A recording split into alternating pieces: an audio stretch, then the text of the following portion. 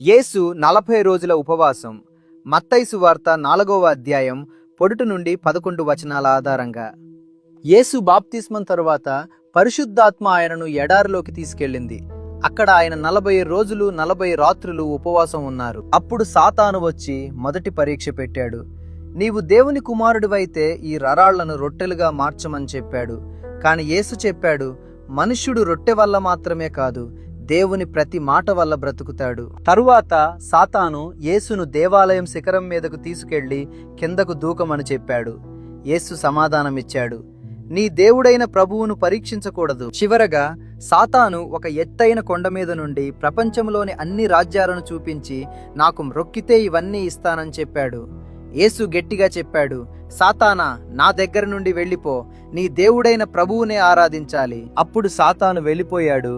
దేవదూతలు వచ్చి యేసుకు సేవ చేశారు. పరీక్షలలో దేవుని వాక్యం మన ఆయుధం.